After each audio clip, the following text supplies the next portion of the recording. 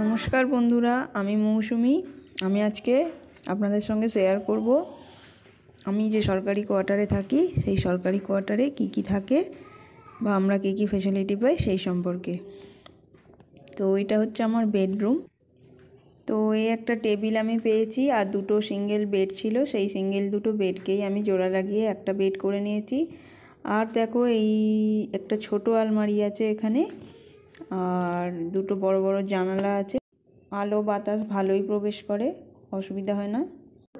আর ফ্যানও আছে, এখান থেকেই ফ্যান প্রোভাইড করা হয়েছিল। আলো দুটো লাইট আছে, টিউব লাইট। আর এই যে একটা আলমারি আছে, এটা মানে দেয়ালের সাথেই জোড়া আছে। আর এই ছোটো আলমারিটা হচ্ছে এমনি সিঙ্গেল একটা আলমারি।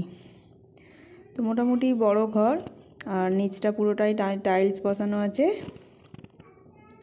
চলো এবার নেক্সট ঘরের দিকে যাওয়া যাক। তো এই হচ্ছে আর একটা ঘর। এই ঘরে আমি পেয়েছি হচ্ছে একটা বেড। এখানে দুটো বেড আছে, তো আমি একটা বেডকেই মোটামুটি এখন ইউজ করছি। আর এখানে একটা টেবিল ছিল, সেই টেবিলের ওপর আমি এখন ঠাকুর রেখে দিয়েছি। আর এই যে দেখো একটা বড় আলমারি আছে এদিকে, তো এটাও মোটামুটি দেয়ালের সাথেই সেট করা। আর এখানেও ফ্যান আছে আর দুটো টিউবলাইট আছে। এই ঘরেও দুটো জানালা আছে, হাওয়া বাতাস ভালোই এখানে প্রবেশ করতে পারে, খুব একটা অসুবিধা হয় না। তো লাইট কানেকশান প্রথম থেকেই ছিল, এখানে আমাদেরকে কোনো আনতে হয়নি।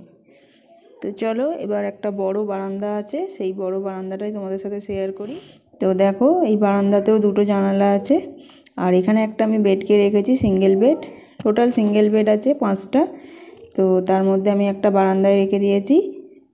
আর এই যে দুটো চেয়ার আছে, একটা ছোট টেবিল আছে, এই একটা জানালা এদিকে আছে। তো জানলা দিয়ে আমি বাইরেই মানে রাস্তাটা পুরো দেখতে পাই। এই যে এটা বাইরের রাস্তা। তো জানলাতেও একটা করে জাল লাগানো আছে, আর একটা করে এমনি পাল্লা যেটা আছে ওটা আছে, দুটো করে জানালারে আছে। এই যে দেখো দুটো চেয়ার পেয়েছি, এদিকে একটা টেবিল আর এই একটা টেবিল আছে, এটাও আমাদের সরকারি কাছ থেকে পাওয়া। তো চলো এবার রান্নাঘরের দিকে যাওয়া যাক। রান্নাঘরে কি পেলাম তোমাদের সাথে শেয়ার করছি, চলো। তো দেখো রান্নাঘরে মোটামুটি ফ্যাসিলিটি ভালোই রেখেছে। রান্নাঘরে একটা সিঙ্ক আছে, এখানে অনবরতই জল পড়তে থাকে। আর গ্যাস ওভেনটা আমরা নিজেরা কানেকশান করিয়ে নিয়েছি। আর উপরে এই যে তাক রেখে দিয়েছে, তাকের মধ্যে আমি সব মানে মুদিখানার জিনিসগুলো রাখি। আর এদিকে দেখো বাসন রাখার একটা র্যাকও আছে, আর এদিকেও জানলা আছে। শীতকাল চলে, এখন জানলা কপাট এখন খুব একটা আমি খুলি না। তো এদিকেও দেখো একটা তাক আছে, আর ইন্ডাকশান তো আমি বাড়ি থেকেই এনেছিলাম। তো নিচেও এরকম রাখার জায়গা আছে, নিচেও আমি কোনো জিনিস রাখতে পারবো।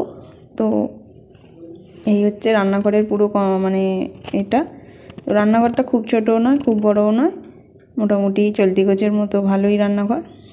আর রান্নাঘরের যে দরজাটা আছে সেটাও মোটামুটি হাফ জাল লাগানো আছে, আর হাফ কাঠের ওপর দিয়ে করা আছে। বাসনপত্র কিছু এখান থেকে দেওয়া হয়নি, সবই আমি বাইরে থেকে মানে আমি আমার বাড়ি থেকেই এনেছি। আর যেগুলো মানে এখান থেকেও কিছু কেনার ছিল আমি কিনে নিয়েছি।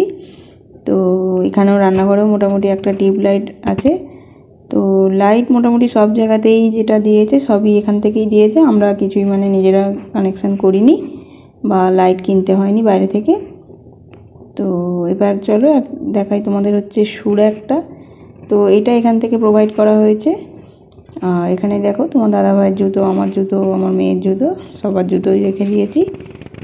তো চলো এবার তোমাদেরকে নিয়ে যাই হচ্ছে বাথরুমের দিকে। তো টয়লেট বলতে দেখো এই যে বেসিনটা আছে, এখান থেকেই ছিল। আর এই যে আয়না লাগানো আছে বেসিনের উপরেই, তো সবই এখান থেকেই ছিল ব্যবস্থা। আর বালতি টালতি তো এগুলো আমরা নিজেরা কিনেছি। আর এই যে দেখো সবটাই টাইলস বসানো মোটামুটি। এই যে দেখো আমাকে দেখতে পাচ্ছ তোমরা এখন। তো টাইলস বসানো আছে সব জায়গাতেই, টাইলস পুরোটাই আমাদের টাইলসের। আর এই যে শাওয়ার গিজার সবই আছে, গিজারটাও এখানেরই, কলও আছে, সবই আছে সিস্টেম। তো মোটামুটি 24 ঘন্টার মধ্যে সব সময়তেই আমরা জল পাই, জলের খুব একটা আমাদের অসুবিধাও হয় না। আর এই দিকটায় তো টয়লেট আছে, তোমরা বুঝতেই পারছো। তো এই হচ্ছে পুরো কোয়ার্টারটা। তো এইটা হচ্ছে মেন গেট। চলো এবার তোমাদের সাথে মেন গেটটা শেয়ার করি। তো এই গেট হচ্ছে দুটো গেট আছে, একটা হচ্ছে কাঠের গেট আর একটা হচ্ছে এই যে জাল দেওয়া গেট। তো আমরা নিচের ফ্লোরেই থাকি, তো সেই কারণে তো দেখো ডাইরেক্ট বেরোলেই আমাদের রাস্তা। তো চলো ভিডিওটা আজকে এই পর্যন্তই রাখছি। তোমাদের যদি ভিডিওটা ভালো লাগে অবশ্যই তোমরা একটা লাইক করে দিও, আর ভিডিওটি কেমন হয়েছে জানাতে ভুলো না কমেন্টে। চলো তোমরা সবাই ভালো থেকো, সুস্থ থেকো, সাবধানে থেকো, আর দেখা হচ্ছে খুব শীঘ্রই আর একটা নতুন ব্লগ নিয়ে।